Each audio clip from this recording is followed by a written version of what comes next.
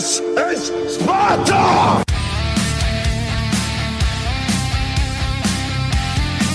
Broadcasting live from WOYK's downtown studios, talking York's home teams. Welcome to York College Spartan Sports Weekly on Sports Radio 1350 WOYK. Now, here are your hosts of Spartan Sports Weekly, Darrell Henry and Scott Guise. And Derek.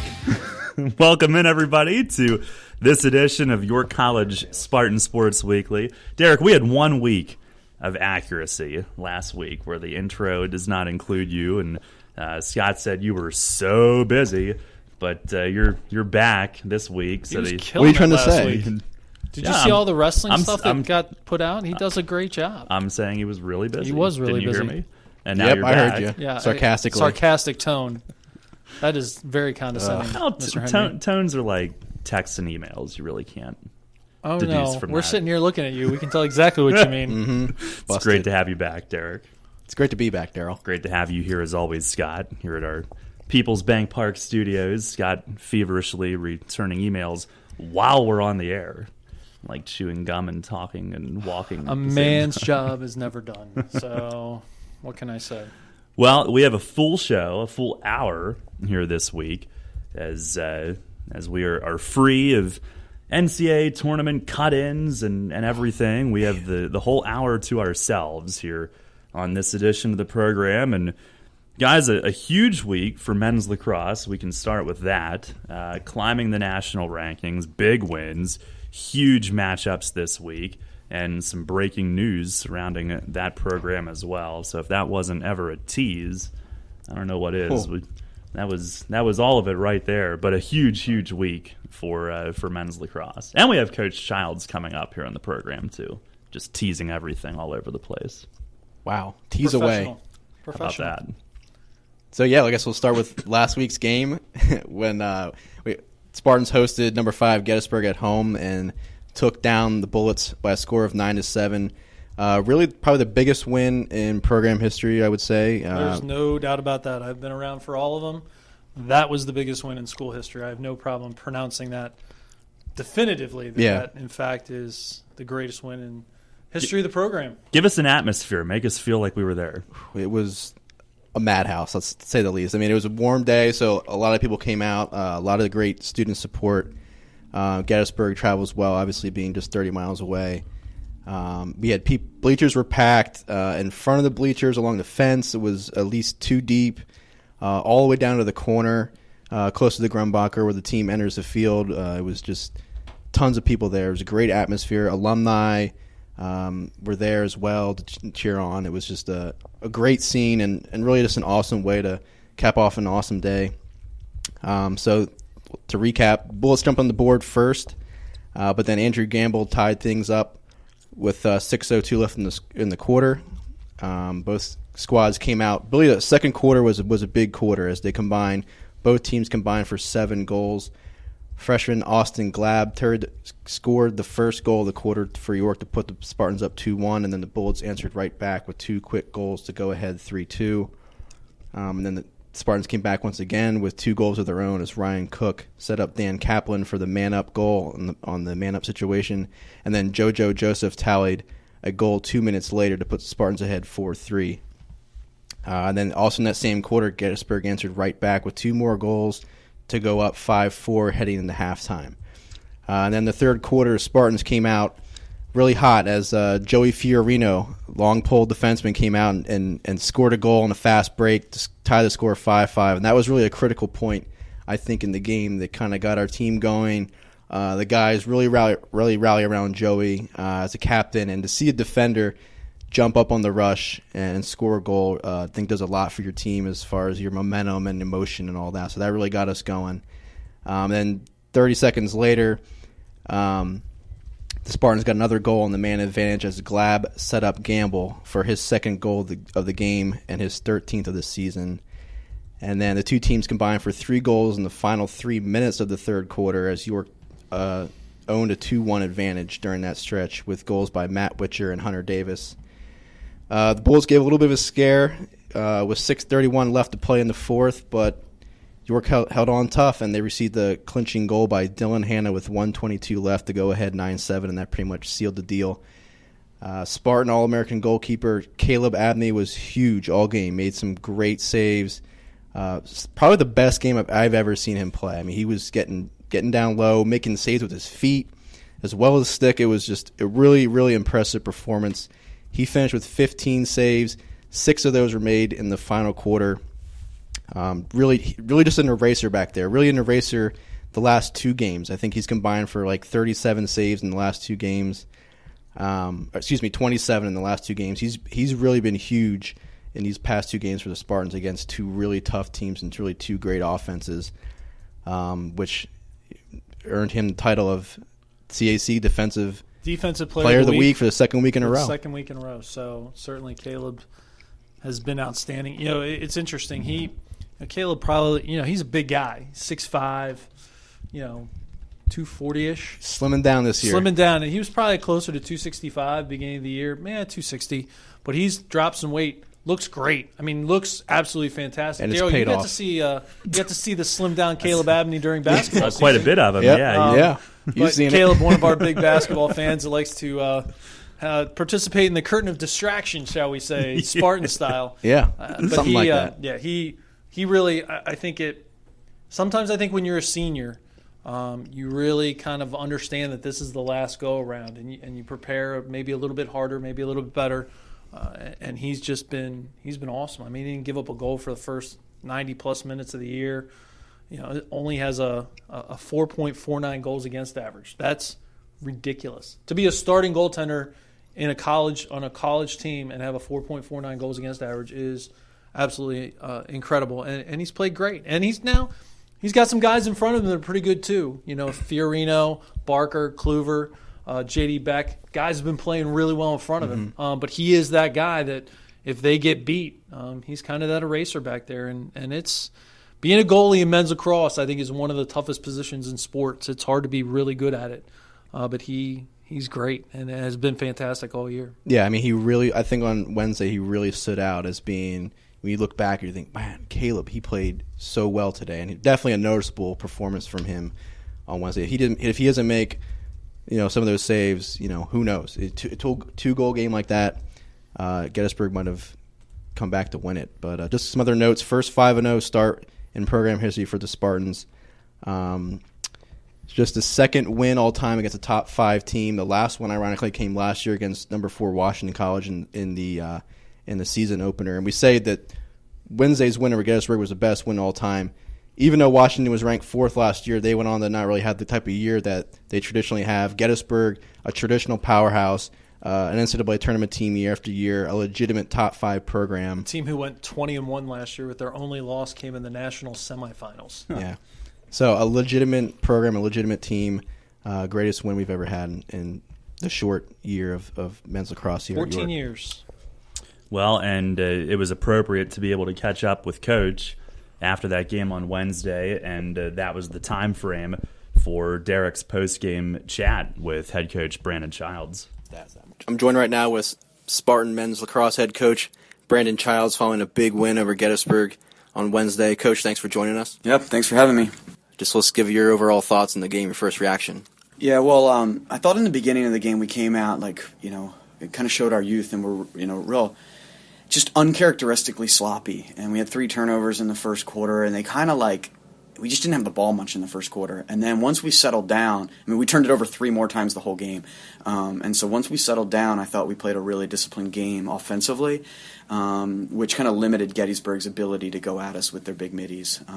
On the defensive end, when we did have to play good team defense, I thought our individual matchups, we did a great job on 2 All-Americans from Gettysburg in the midfield with Fiorino and Kluver, and then J.D. Beck, a freshman for us, had to play close defense for the first time this year, and made the adjustment, I thought, really, really well. But the name of the game was the third quarter. We came out in the third quarter and we won so many 50-50 ground balls, and the face-off unit was really a team effort. It wasn't just the guy at the X catch mark taking it, it was all of them. And we won 6 out of 6 face-offs in the third quarter, which allowed for us not only to dictate the pace of the play, but win the third quarter, which was the result of winning the game. You went with a little bit of a different starting lineup today. J.D. Beck got the start over Bubba, another midfielder out there. What was your mindset going with that lineup? Yeah, that was all just because we needed Bubba to play their best midfielder. And so we wanted Bubba to be up in the middle of the field. And so they just switched positions today. In the lacrosse world, everybody will know that both of them started. They just had to swap. But in the statistical world of things, it meant J.D. Beck was the starter today because he went out there and guarded the attackman as opposed to typically he guards midfielders. But Bubba and him just made the switch. I was talking with Coach Hoffmeister a little bit after the game, and he was talking about our depth and how that really came through today, especially a little warmer out there. And he was really impressed with how our depth finally proved itself. It's been playing a lot of freshmen all year, but you didn't really know for sure how good it is. But I think today it really shone through. Yeah, our first or second goal of the game came with our third midfield line out there. So, we played 10 offensive midfielders and 5 attackmen today on the offensive end alone, and not including, LSMs and some of the short stick middies that we play. I would guess we played 27, 28, 29 guys today to Gettysburg's, 18 or 19. And I think on days like this where it's hot. Midweek game, I think that the depth is key. And I thought at the end, we were fresh on defense, and I felt like they were a little bit tired. And with a 2-goal lead and them having the ball, I think that was where our depth really paid off and paid dividends in the last 2 minutes. You definitely see at the end there, Caleb made some big-time saves. He looked like he was on his game all day. And then a couple times, on clears towards the end, we were checking it out of their sticks and getting turnovers in the neutral zone. So you could definitely tell that defense was sharp at the end, especially Caleb was on his game. Yeah, Caleb was great today. I mean, he showed up at 8 o'clock this morning to get a stretch in and get loose. He's lost a ton of weight, and he's just so much more athletic back there this year, which is making him, better than he's been.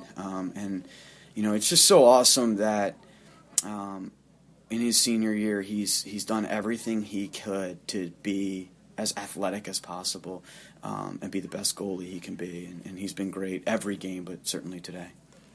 And then finally, let's close it out. I know you're not a big guy in numbers, rankings, and all that good stuff, but it's a big win over a top 5 team. I guess talk about what this does for your program in terms of recruiting and maybe on a national landscape. Yeah, I just told my team in the locker room that climbing Mount Everest is the hardest part of getting to the top of the peak is the last little bit, and it's referred to as the death zone. And that's what I think about these rankings. The only ranking we care about is Memorial Day weekend and being number 1, and that would be the equivalent of getting to the top of Mount Everest. And people get so close, and then they rest on their laurels. And something goes wrong in that last little bit to get to the top of the peak. And that's why I don't pay a lot of attention to rankings. I recruited every one of these guys to be the best in the country, not one of the best in the country. And so that's why I am the way I am about rankings. The rest of the world isn't that way. And so for recruiting and alumni support and a crowd like we had today, all of that is great. It makes for exciting games, and we're playing ranked teams, and it just creates a buzz, which is fun. That's fun for our guys and fun for our program. That's what these rankings are. They're fun. I was talking to their coach about rankings before the game, and he referred to the early rankings as by saying $1 will get you a chili dog. I'm not quite sure what he meant, but I'll steal it from him and tell you $1 will get you a chili dog. Good stuff. As always, Coach, thank you for joining us. Yep, thank you. That was awesome, man. Should we give him an old man translation on what that means? It's kind of like $1.25 get you a cup of coffee. It doesn't really mean a whole lot. It does. And you know what? From our perspective, as communication professionals, this is gold for us. You get the opportunity to really let people know how good your team is, and I'll tell you what, I got the opportunity. I watched the Notre Dame Denver game yesterday, lacrosse game. Just caught the fourth quarter. In Denver, the number 2 team in the country, at Notre Dame, the number 1 team in the country, and it's 7-2 going into the fourth quarter.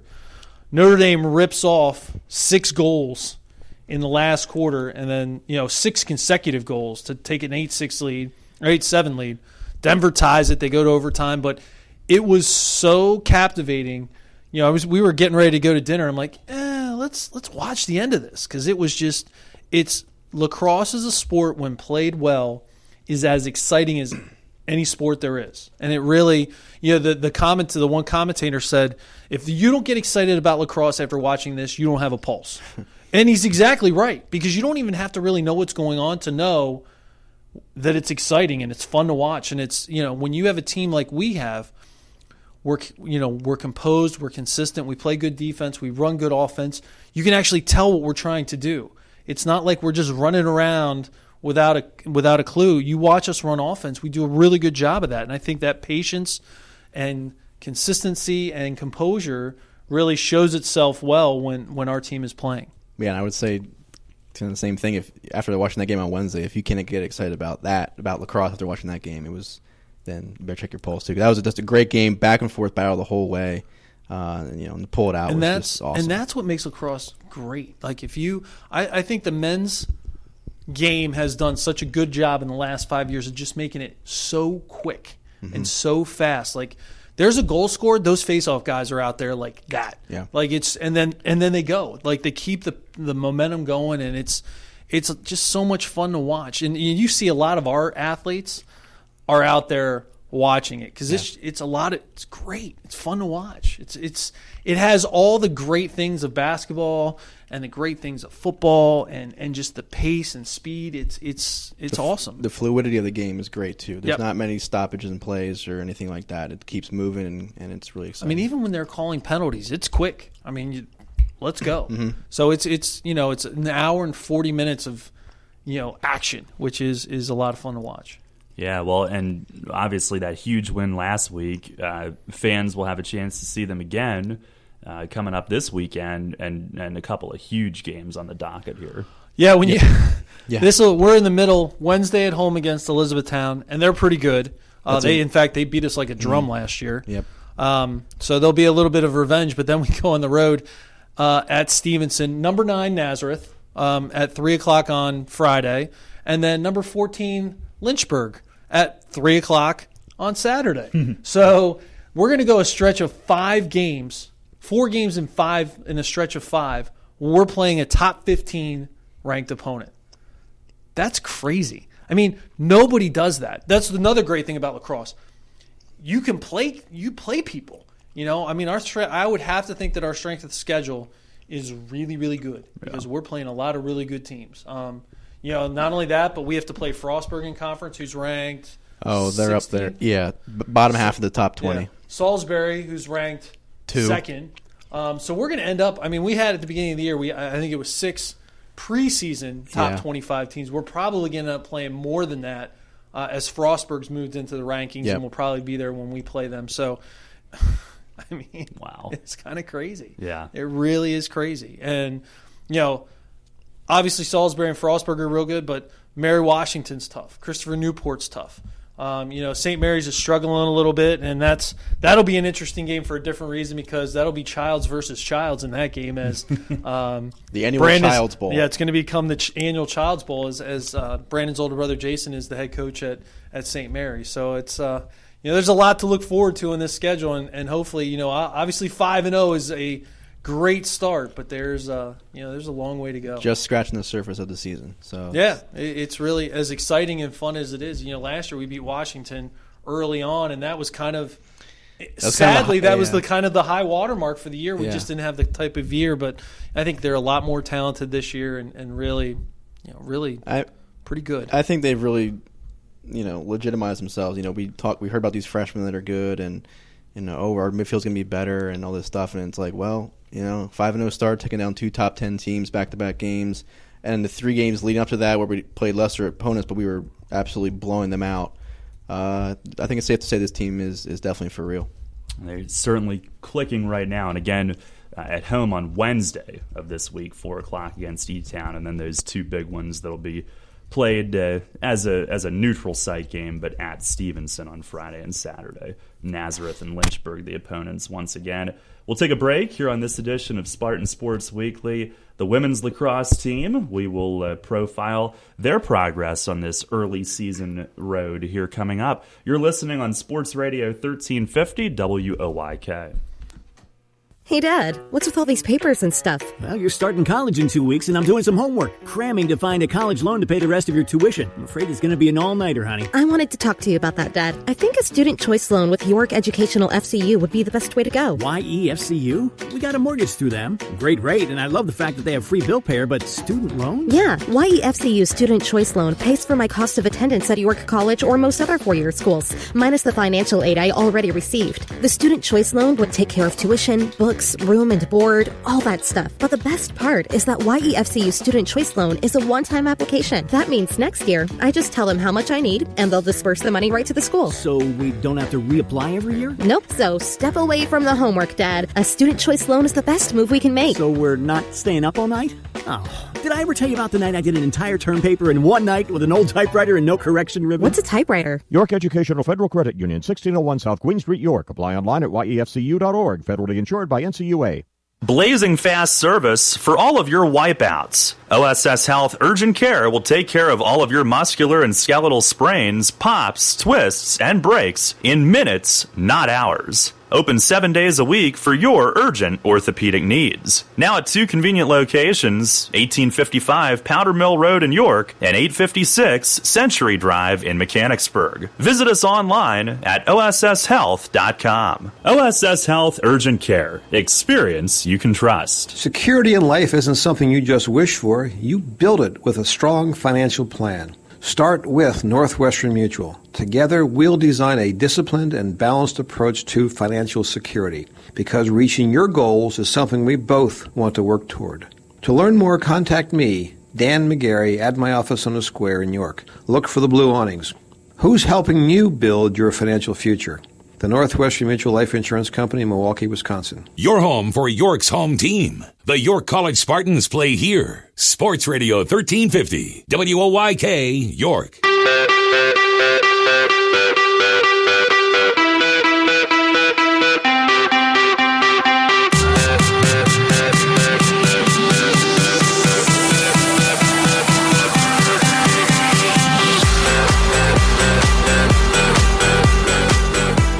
Once again, the gentlemen have put me up to the, during commercial break, shoot around again here in studio. And we're going to generously call that shooting. Bricking. About 20% masonry. every It's more week. like masonry work. I mean, there's a lot of bricks being laid.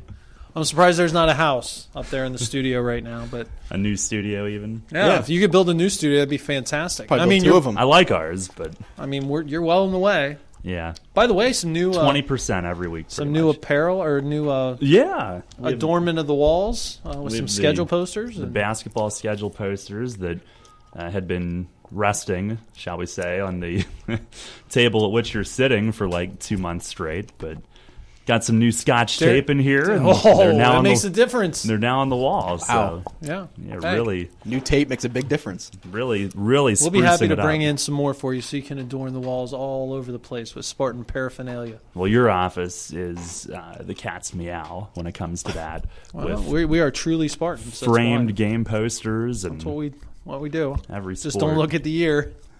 It's the wall. We had a chance to do it last summer, so it's a little bit old. But okay. We'll be updating those at some point in time. They're the all-time favorites. That's why they're up there that long. Sure, we'll go with that. That's what I thought. Then where's Darrell Henry's picture? I mean, because you did sneak me into this men's basketball poster up there in the top corner. That's why we picked the picture. The action, in action. shot. A little out of focus. Do you really want it to be in focus? You're focused more on the game action, but I'm in there. Yes, you are. All right. Picky. All right, let's continue. Let's actually do what we came here to do. Why not? Oh, boy. Women's lacrosse, off to a good start as well, guys. The men obviously at 5-0. That's outstanding. But the women off to a really good start also at 4-2. And in the midst of their own busy stretch here over the course of the coming week or two. Yeah, they picked up, 1-1 last week in two pretty challenging games. On Wednesday, they went up to Dickinson College up in Carlisle and ended up winning by a score of 10-3. Jumped out to a 6-0 lead at halftime, and really was no contest. I mean, Dickinson came back a little bit in the second half to pull within 3 goals. I think cut the lead to 6-3. But then the Spartans ripped off like 4 goals in the final 4 minutes to close that one out. Really just a dominating performance by the Spartans all the way around in that game. York improves to 6-0 all time versus Dickinson, and they have outscored the Red Devils 74-31 in those 6 meetings. York has won 38 straight games against unranked opponents. This year they are 2-1 against Centennial Conference teams, and in that game they won a perfect 22 for 22 on clear attempts, and it's the second straight game they've recorded over 20-plus ground balls. So just a dominating performance on Wednesday, which led into the annual showdown for two top teams in the conference as they hosted Salisbury at home on Saturday. Seagulls came in ranked 7th. York came in ranked 8th. And York got off to a really good start. They won the opening draw, went down and scored right away as Caitlin Catrano set up Brittany Noel for the opening goal. And really from that point on, it was back and forth. Seagulls came right back, took a 2-1 lead. Spartans answered with 2 goals to go up 3-2. And then both teams kind of swapped goals as York went ahead 4-3, but then Salisbury scored twice in the final 2 minutes of the first half to take a 5-4 lead in the locker room. And then a really critical goal, Salisbury came out of the second half and scored first to go up 6-4 to take the largest lead of the game. And then Catherine Burke scored on a free position just a minute later to cut the deficit to 6-5. Salisbury would add another goal. Spartans would come back to pull within 1. But then Salisbury eventually added a goal with 5 minutes left to go ahead 8-6, and that was about all she wrote for the scoring. Spartans weren't able to come back as they fall to Salisbury. But the Spartans are still 4-2 on the year. Faced a lot of tough teams, and I've really been impressed with this team. A lot of freshmen and new people stepping up, and I think to go toe to toe with a team like Salisbury, a lot like as I talked about on the men's side, like a team like Gettysburg, it's a perennial powerhouse, a great team. For us to go toe to toe, come out, score the first goal, I was really impressed with the way we battled. I mean, I don't know if we could have played much better, but obviously we needed more scoring, but we really came out and took it to them, and just you got to tip your cap to Salisbury. They're a great team, and they're a great team every year for a reason. And I think York is getting closer and closer and closer each year. And I know Coach Mustin that's the big one thing on her list you have to achieve is to take down Salisbury. And I guess she'll have to wait. Might get him at the end of the year in the conference tournament, but as far as the regular season goes, she'll have to wait till next year to try to accomplish those goals. Well, I think too, you have to have that one breakthrough win. And I think once that win comes, it gets a lot easier to beat a team. But, there's always that first time. And once that happens, it makes it, a little bit easier. And honestly, this is probably Coach Mustin's best job, to have this team afloat considering some of the things that they've dealt with. She's done a great job. And we probably shouldn't lose sight of the fact that this is certainly not our best team. And it really has been pretty impressive with what they've been able to accomplish already. Now, they got a long way to go. Much like the men, there's a lot of games left to be played, but they've done a good job, and they've done a much better job than I think you could realistically expect with what they've been dealing with. So you just hope that they can continue to go forward and make progress and build on and get healthy. I mean, it'd be huge if we can just be healthy this year at some point in time. And that very well might not happen totally, but you kind of hoping that at some point in time, hopefully in the post, as you move towards the postseason, that can happen for this team. Yeah, I mean, they've dealt with some key injuries already this year. Lost Gina Beanham for the season early, before the season even started, who was probably going to be one of your everyday starters and a big contributor on offense. And a couple other players banged up. I saw some players in walking boots after the game. And so, it's just a grind of the season. It's going to take a toll. And, you just hope, and with the depth as limited as it is, you just hope, that one more injury could be costly. So you just keep your fingers crossed and hope for the best there. But, no, I mean, it's been amazing, with the amount of freshman starters they have. And, it's truly amazing what they've been able to accomplish so far. 4-2 at this point in the year, having played 3 ranked teams already, 2 in the top 10. To be 4-2 at this point, I think is something they should definitely be proud of, and really they've been in every game too. There hasn't been a game where they've gotten blown out. F&M, they lost to them 9-8. Salisbury lost to them 8-6. So, again, 2 top 10 teams they've taken right down to the wire and gone toe-to-toe with. A little bit of a relief coming up here as we'll face SUNY Geneseo at home on Friday, who was in the rankings preseason, has dropped out, so not sure exactly what to expect from them, but I would assume they'll be a tough team. And then on Saturday, they get Wesley at home at 2 o'clock, who traditionally we empty the bench on, let's say, and get some good, everyone gets a good amount of playing time in those games. So, then that ramps up again. They have Gettysburg next week, that's usually, a really tough game and a really good team. So it's get a little bit of a reprieve, and then it's right back at it once again. Yeah, ranked 8th in the country last week. I know 8th again. It already came out. Yeah, already Okay. came out today. Yep. Right. So holding steady at 8 all year. That's which is that's right where we should be. In all honesty. All right. Well, yeah, like Derek mentioned, this Friday at home at 4, Saturday at home at 2, and then 3 straight on the road before returning home in early April 2nd to be exact. Guys, we'll jump ship and take a look at wrestling. Not jump off the ship, Scott. You looked a little startled there. But switch gears and what's the update with wrestling and how the Nationals went this past weekend? How'd our guys do? 3 wrestlers went. 1 All-American. I think Coach Bastress is very happy with that. It's his first All-American under Coach Bastress. Greg Warner is the All-American. He took 5th at 141 pounds. Just really great performance from him all weekend long. Got a tough draw. Had to wrestle a pigtail match against the number 1 seeded wrestler for his first match. Lost that one, but came storming right back to win 3 straight, and then ended up losing in the consolation quarterfinals. Went to the 5th place match and scored a 17-7 major decision to clinch 5th place. So, much like we saw from him in the regionals, he lost a match early, but then responded right away and came storming back. He seems to be able to kick it in a different gear when the lights are the brightest and on the big stage. He seems to respond very well. So just a great performance from him.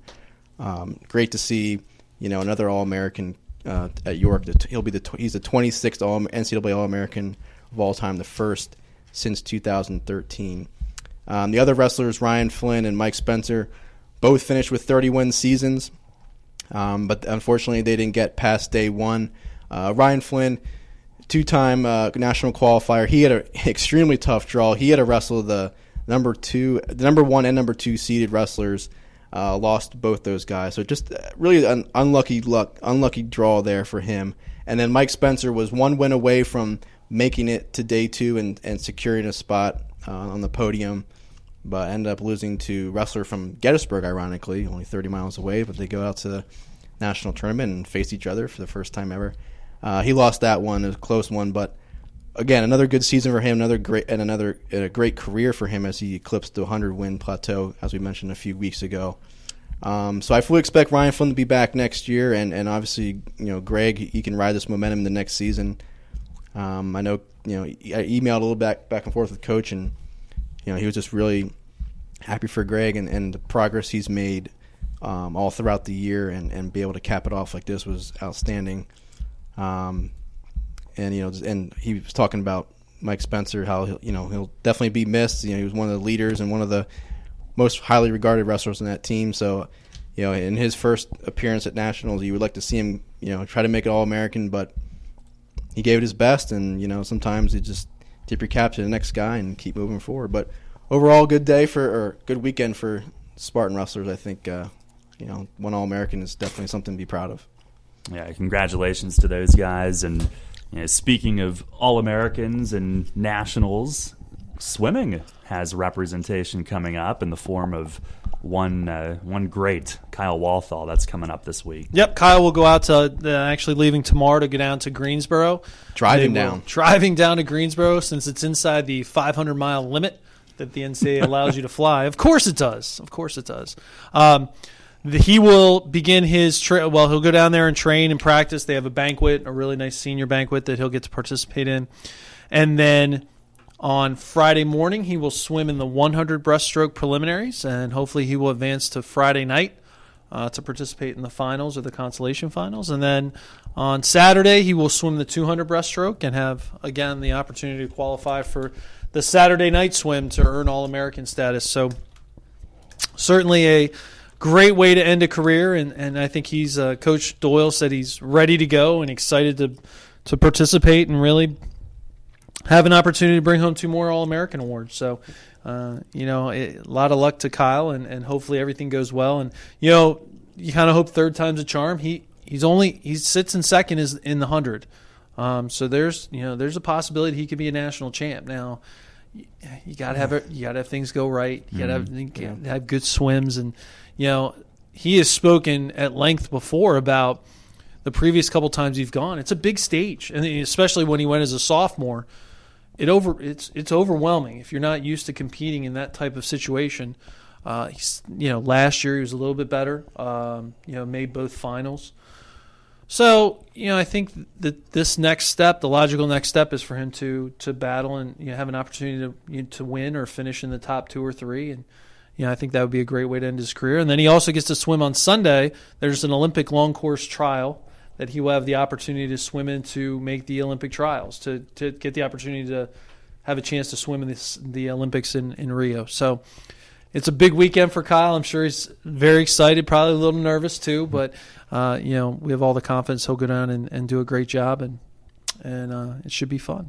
Yeah, he made progress last year as being the first Spartan ever to place on the podium, as he placed inside the top 8, finished 4th in the 100 breaststroke, and then captured 8th in the 200. So, I think the 100's the next step could be, is obviously national championship, but like you said, it's going to be tough. If he's going to win a national championship, I think it probably comes in the 100. Yeah. If I had to guess, because I think that's probably his. He's a strong kid, and very explosive. And I think you lose a little bit of that explosiveness in the 200, but in the 100, he's really good. Actually, he's really good in both. Obviously, be great to see if he can bring home a national championship. That would certainly be really cool.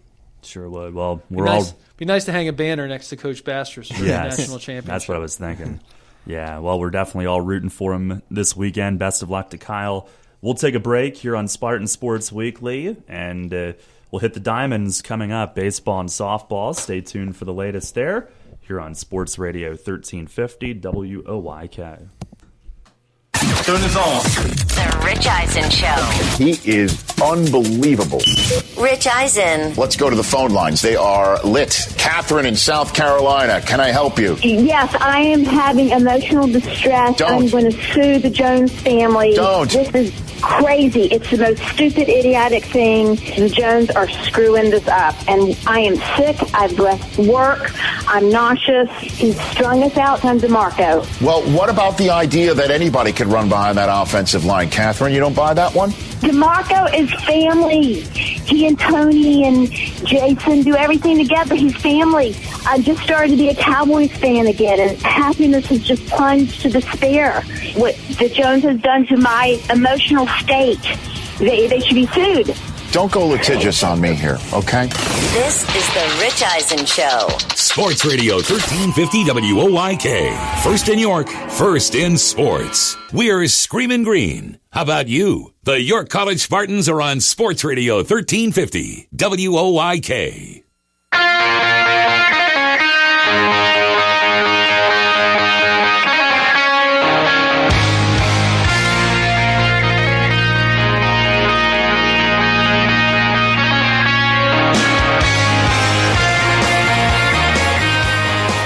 Composite shooting percentage is down to 17% for the show. Plummeting as we speak. During breaks. And Worse just than missed Holy another Cross. It's a rough quarter. Can we give a shout out to Superfan Dan, because he was at every game this week. Superfan Dan from basketball was at lacrosse, his first ever softball game on Friday, baseball, and back at lacrosse on Saturday. That's awesome. I guess Big we're rolling again, by the way. Booyah to Dan. We're not editing that part out. I hope he's listening. We don't ever edit anything here, obviously. So Yes. good thing it's live radio. This is for the highlights. That's right. Yeah. All right, let's talk a little bit about softball. They extended do their it. win streak to 6 as they picked up a pair of doubleheader sweeps this week. They beat Elizabethtown 5-2 in the opener, 4-2 in the nightcap, and then beat Eastern 8-1 on Saturday and 3-0 in the nightcap. Really a big game to start. Spartans fell behind early to Elizabethtown as Elizabethtown got a pair of doubles to take the early 1-0 lead. The Spartans came back in the bottom of the third to tie the game at 1. That lead lasted all of 3 outs as Elizabethtown came back to score 1 in the top of the fourth to take the 2-1 lead. Then in the bottom of the 5th inning, Carly Ruhlman went yard deep to center field for her 16th career home run, as she is now one short of tying Joy Byers. See ya! On the all-time Spartan list. And then Savannah Zittel hit an absolute laser beam to left center to win the game 5-2. Courtney Martin came in relief of Melissa Yurkevich to earn the save. Yurkevich went 5 1/3, 6 hits, 2 runs to earn 5 strikeouts, no walks. Martin came in and pitched a perfect inning and 2/3 as she had a strikeout to pick up her first save of the year. In the nightcap, the Spartans got off to a solid start as they jumped on Elizabethtown early for a run in the bottom of the first. They got another one in the bottom of the third and then picked up a 2 spot in the fourth as they led 4-0. Martin was had a shutout going. A Spartan error in the 7th inning allowed 2 runs to score. Well, extended the inning allowing 2 runs to score, but she got a strange double play to end the game. There was a ground ball to the pitcher. She threw it out at first. The girl from third inexplicably started taking off for home, got nailed in a rundown, and that's how the game ended, with the tying run standing on second base. So the Spartans picked up the victory. Martin went the distance as she allowed 2 runs on 9 hits, struck out 8, walked 1 as she picked up the victory for the Spartans. York then went to Eastern on Saturday, and they opened it up with an 8-1 win. Majority of the runs came late. York scored 1 in the third and then 1 in the fourth. And then they took a 4-0 lead before Eastern got on the board in the bottom of the 6th, and then 4 runs in the top of the 7th put it away. Joanna Marmol had a home run. Courtney Gall had a home run as the Spartans cruised to the victory. Yurkevich allowed 5 hits, 1 run, unearned, 2 strikeouts in 7 innings, as she improves to 6-1 on the year. And Joanna Malmar, as we said, went yard for her first collegiate home run. She did it again in the second game as she hit a 3-run homer in the 3rd inning, providing the buffer the Spartans needed. Martin twirled the shutout. She allowed 5 hits, I should say, no runs, 7 innings, 1 strikeout, 1 walk. So the Spartans, with their lone home game of 2 home games of March on Friday, do not return home again until April 2nd. That kicks off an 8-game homestand, much like we've just seen with the baseball team, a lengthy homestand. But they'll travel to Messiah, scheduled to go to Messiah on Thursday, weather not looking promising, and then head to Lycoming on Sunday for their 2 games this week. And then they're off until Saturday the 26th when they head to Southern Virginia. So 11-3, the best start since the Spartans started 17-0 the year they went to the NCAA tournament. So certainly a great way to begin the year. And Coach Pettis, really, the beautiful thing about this team is there's no seniors and there's 3 juniors. So her key contributors, really, quite frankly, are all underclassmen, and it's a lot of fun to watch. Courtney Martin's a sophomore. Melissa Yurkevich is a sophomore. Katie Maloney and Carly Ruhlman are 2 of the juniors that play, but Savannah Zittel at third base is a sophomore. Courtney Gall at second is a freshman. Haley Hearn behind the plate is a sophomore. So this team's loaded with young talent and really poised to, kind of break through this year. And certainly there's 2 really good teams in our league, in Salisbury and Christopher Newport. They're both ranked in the top 10 nationally. But York is kind of knocking on that door in terms of moving up the ladder in the CAC, which is certainly very exciting for us. You called the doubleheader on Friday. Are there highlights? I did. An archive, well, unfortunately, this weekend was quite busy, so I did not have the ability to cut highlights, and I'm not sure that my home run call is quite up to par yet. It's still got a little ways to go. Give us a taste. I heard give us a sample. The first pitch. Yeah, that was good. I'm not going to give a sample right now. Oh. I have to be in the moment. I can't Wayne wanted you to on Saturday morning. He did, and I didn't do it then either because I don't think it's. Wayne. You can't just manufacture that. That has to be something that occurs within the flow of the game. You have to get excited, and I can't give a Tom Hamilton call. Oh. It just can't do it. You have to be able to. It has to be in the moment. You can't give a Michael K.C. This is also what happens when I'm not a professional broadcaster. By evidence of this entire show, I'm not a professional broadcaster. My professionality or professionalism is being called into question each segment as well. Yes. So, but that's okay for you. I like made-up words. Well, yes. Sometimes it, keeps people's interest at some point in time. But or loses. Anyway, this is a good young team, and I think it's really evident that Coach Jen Pettis has done an outstanding job of really recruiting the kind of players that she wants in her program, and I think they're good kids, and they're pretty good players, and they're certainly heading in the right direction. Yeah, and like you said, only home games of March, so April 2nd is when they return home, and a whole lot of action at Spartan Stadium once they get back home to York. Yes, there's a lot of action that's going to go on, and it'll be great. Christopher Newport and Mary Washington back-to-back on that first weekend in April. Those will be two of the top teams that we're going to have to face in the league, and having them at home is nice. And, it's going to be a great test for us to prepare for the CAC tournament and see how far we can go. All right, baseball slugged out a couple of wins late last week and certainly needed it. Are they starting to get things going in the right direction, and still 4 more home games remaining on this homestand? Here's what I think about this team after getting to watch them. If they can put together all phases of the game, you get that in spurts. You get good pitching in spurts. You get good hitting in spurts. Defensively, they're playing pretty well. But they've really yet to put it together. For example, in the rowing game on Monday, they were tied 5-5. And they're in the game, and they go to the bullpen, and all of a sudden, your relief pitcher hits 2, gives up a double, and all of a sudden, before you know it, it's 7-5, and then it's 8-5, and it's just this team is not a great come from behind team, even though they did have kind of 2 come from behind wins this week. They lost to Rutgers Camden in the home opener on Wednesday, 14-2, and Rutgers Camden is really good. They swing the bats, but they're also patient. They make pitchers work, and really, credit to them. They did an outstanding job of swinging the bats against us. Against Stevenson, the Spartans found themselves down 8-1 after 5 innings, and York came back to win 13-10. And really, a game. There is no such thing as a must-have game March 10th, but that was probably about as close as a must-have as you needed. Stevenson takes an 8-1 lead. The Spartans score 6 in the bottom of the 4th. 4 more in the bottom of the 5th, 2 more in the bottom of the 6th, and all of a sudden it's 13-8.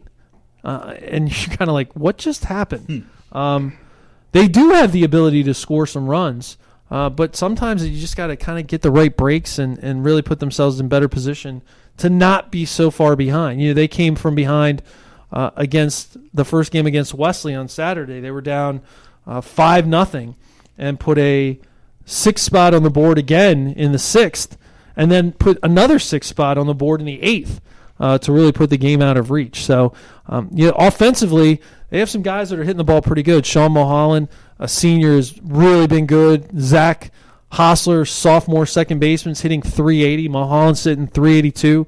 Senior designated hitter Steve Miller is hitting .326. Colin Crow, who is the Spartan shortstop, maybe one of the more underrated guys on the team, plays a really steady shortstop, does a good job hitting in the lower half of the order. Actually struck out for the first time in almost 50 at-bats the other day against Wesley, but great bat control, has the ability to shoot the ball to the gaps. He has 2 doubles, 7 runs scored. He's hitting .268, but really the last couple of weeks that batting average has climbed, and he's been pretty good. So double play combination, they're pretty good with Hostler and Crowell, and Seth Brocious behind the plate's been solid.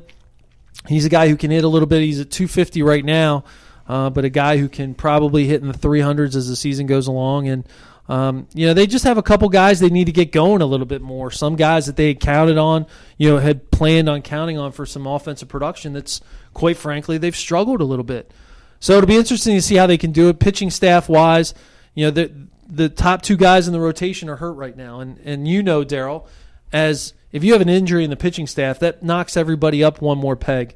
Well, when you have 2 injuries at the top of your rotation, that knocks everybody up 2 pegs, and that really can become a dangerous thing because you're asking guys to have to do things that maybe they're not quite capable of. You put guys in a rotation and put guys in order for a reason, and when you have to bump those guys up sometimes, it becomes a problem. And I think that's something that the guys are learning to deal with, at the fact that some of these guys are being asked to do things that might be a little bit out of their comfort zone, whether it be starting and throwing more innings than they're used to or having to come out of the pen on shorter notice. It all depends on how things are set up. But, I think this team can be okay. And this team's young, too. I mean, other than Mulholland and Miller, there's not a senior in the starting lineup other than those 2. So it's a young team, and it's a team that's capable of, I think, doing some good things. They just need to have things start clicking a little bit more. And obviously, if Elliot Mortimer was healthy at the front of the rotation, that would be a huge help.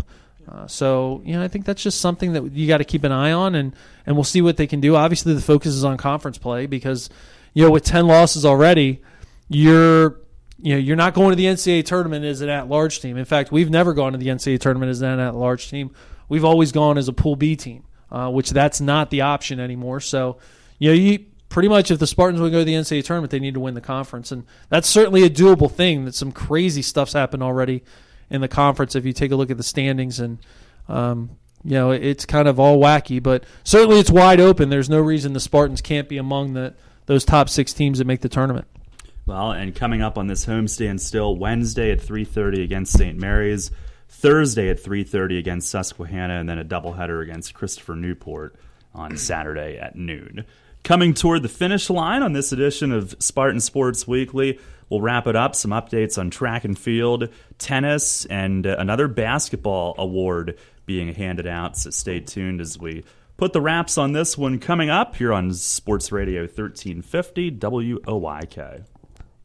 There's no running from it. Tax season will be here before you know it. The professionals at Frank Storm & Company can help alleviate the headache. Voted one of the best for 14 years by the York Dispatch readers for both your personal and business tax needs, Frank Storm & Company makes the process easy. Payrolls, sales tax, compilations for your business, in addition to your personal tax service. Call today to set up your appointment at one of 3 convenient locations, York, Dallastown, and Hanover. Committed to personalized quality service, Frank Storm & Company. Visit online at frankstormandco.com. At Northwestern Mutual, we take a disciplined and balanced approach to financial planning. Together, we'll help build your financial future on time-tested principles, not market trends, so you can take advantage of life's opportunities. To learn more, contact me, Dan McGarry, at my office on a square in York. Look for the blue awnings. Who's helping you build your financial future? The Northwestern Mutual Life Insurance Company, Milwaukee, Wisconsin. At OSS Health, our highly trained physicians are on the field, in the training room, at home games, or away. From preseason physicals to postseason surgery, we're on the sidelines so athletes don't have to be, getting you back in the game. When it comes to sports medicine, we're the ones you've trusted for 30 years. OSS Health Sports Medicine, experience you can trust. Visit us online at osshealth.com. Your home for the Spartans. Sports Radio 1350 WOYK.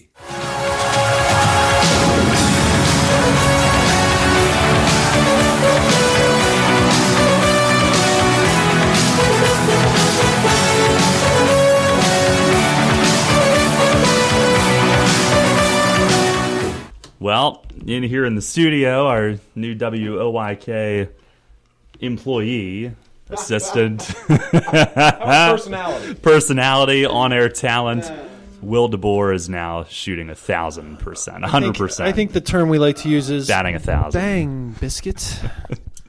He didn't call glass, but he's put me to shame. Well, it's not really that hard. It's not.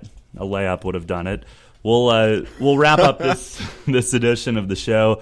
First of all, another basketball award has been handed out as Sam Ruse rakes in another honor, guys.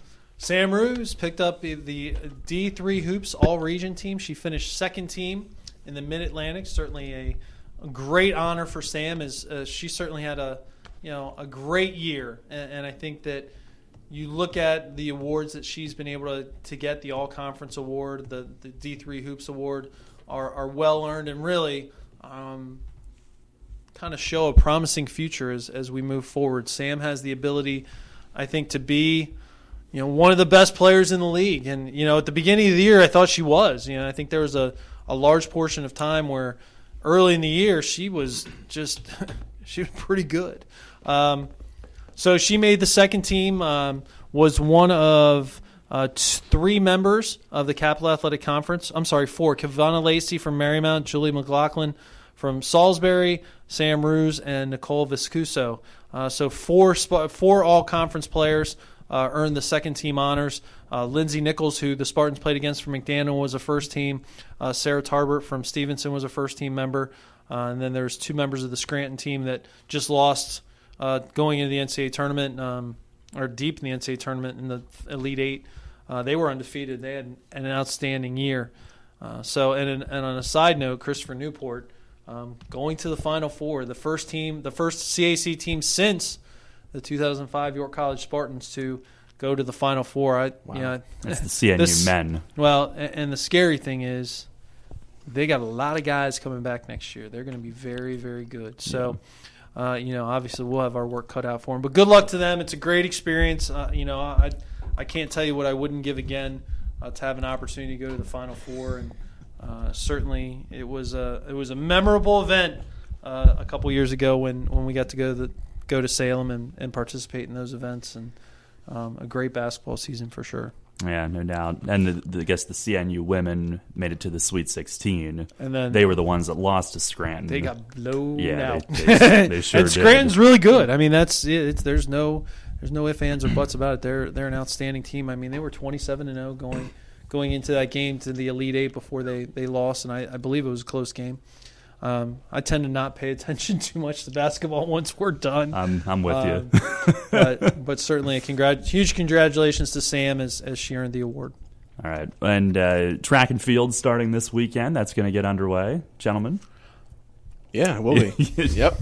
It sure is. That was called a bad handoff right there.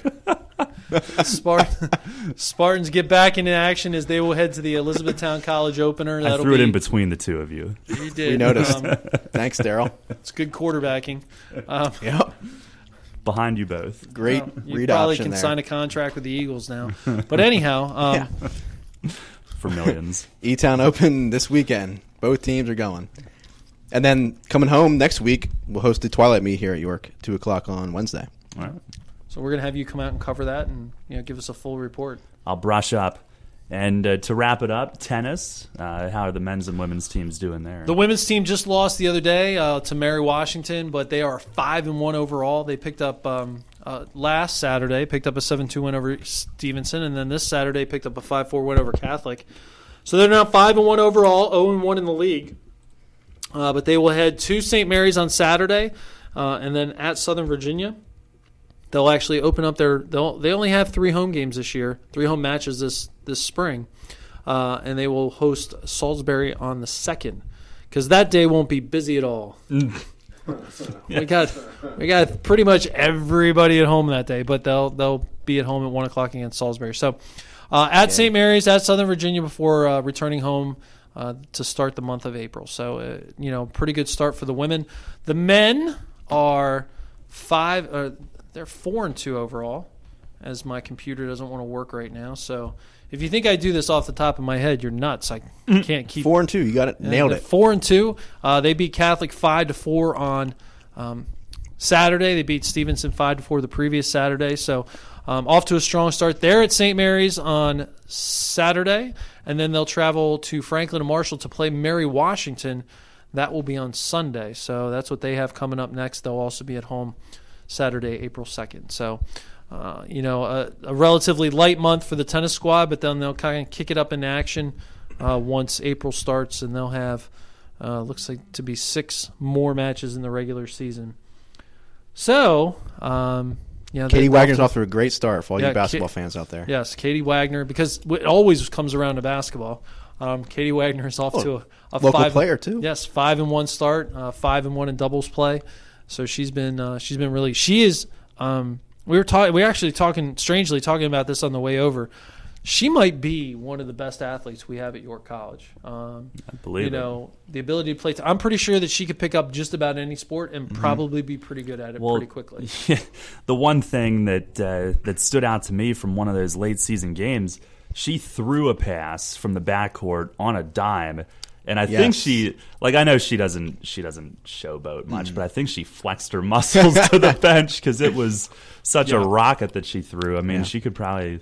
I don't know if she played softball. You look at her and you understand, like, she's just so talented athletically. She can do just about anything. And I think, one of the scary things, and I know we're coming back to basketball, but if you look at the improvement that she made in the last 10 games of the year, how good she was at the end of the year, if she can continue that improvement, she could be one of the best players in the conference next year. And I firmly believe that. And I think that there's no question the way she played gives us even more excitement about next year. Obviously, you lose 2 seniors, one of which you plays, and you have everybody coming back.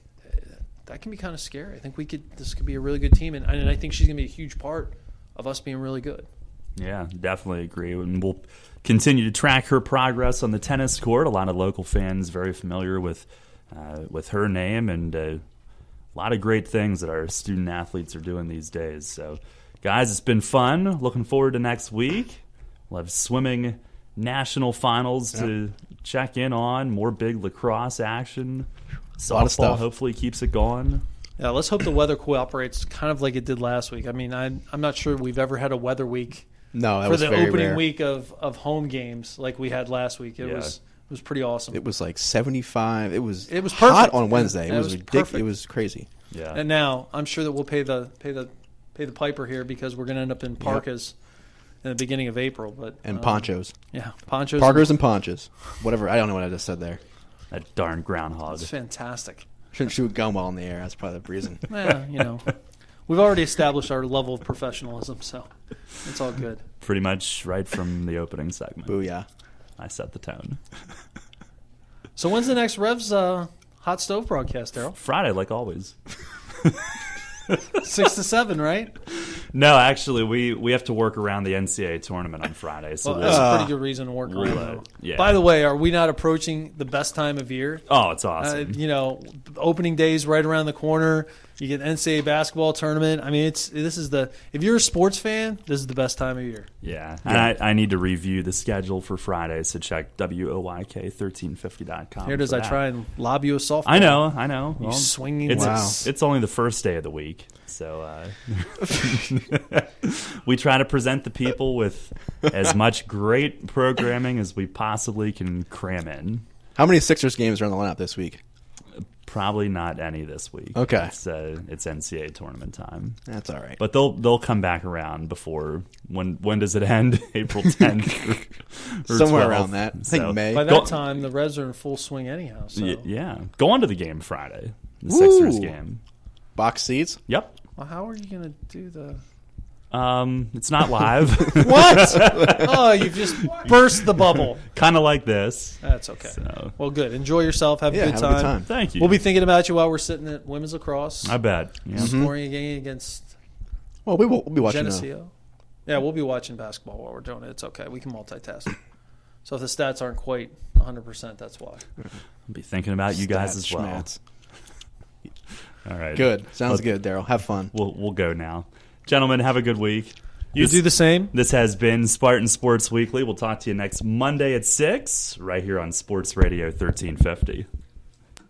Your home for York's home team. The York College Spartans play here. Sports Radio 1350. WOYK, York.